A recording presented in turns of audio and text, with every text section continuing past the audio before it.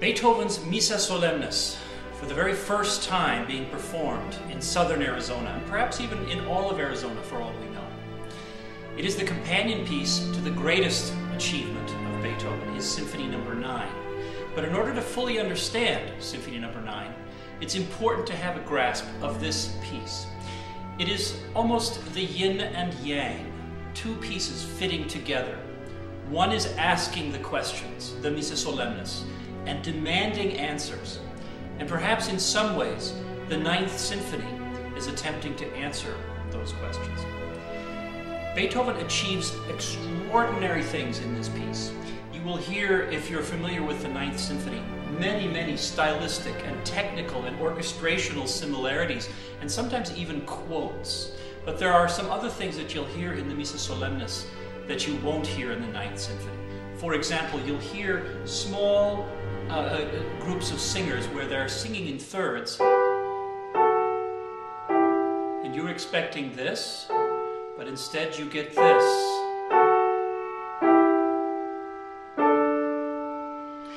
This is, of course, hearkening back to the style of Palestrina, 16th century church writing. Beethoven took more time and devoted more of his life to composing the Missa Solemnis than he did with any other work in his entire career. Beethoven's famous for having said Fidelio gave him the most trouble. Well, Missa Solemnis took the most time, and it wasn't only the compositional time, it was the fact that in order to compose it the way he wanted to, he felt he had to go back and review the music of Bach in particular, the music of Palestrina. He needed to go back to the history and the development of the Mass itself in order to create his, what many feel is his true supreme achievement. A number of the extraordinary musical effects that Beethoven uses here, apart from these absolutely glorious fugues, which are enormously difficult to sing, but some of the effects that he uses are, for example, at the beginning of the Gloria, the second part of the ordinary Mass, as it's called, is the moment where the celebrant of the Mass raises his arms up to sing glory to God. At this moment, Beethoven writes these ascending D major scales going up and up with the arms of the celebrant. But ultimately, the Missa Solemnis is a cry for peace. It's a cry for inner peace. Beethoven struggled with his inner demons all of his life, including deep spiritual questions. He also struggled with his memories of Napoleon's bombardment of Vienna.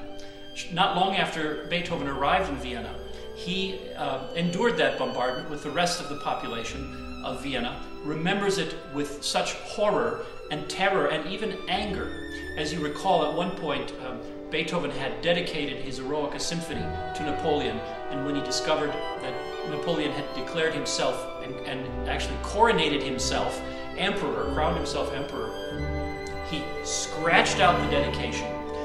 He held that anger and that sort of anti-war view for all the decades until when he was composing this work. In the Ninth Symphony, he speaks of Freude, he speaks of joy. Bernstein, as you may recall, in 1989, when the wall came down in Berlin, changed it to Freiheit. Well, in this piece, he's crying for Pacem, peace. It is an extraordinary moment when he cries out over and over and over, just Pacem, Pacem, asking, demanding, beseeching, and going beyond praying, confronting God and saying, we demand the opportunity to live a peaceful life. And the most extraordinary thing about it of all, of course, is that in the midst of this singing about peace, inner and outer peace, he is describing musically what the world could be like. The music is so beautiful that it describes a world in which peace is a reality. At one moment, he's praying for peace and describing it with the music. It is truly Beethoven's supreme achievement. and I do hope that everyone will take this extraordinary opportunity to hear it for the very first time in southern Arizona.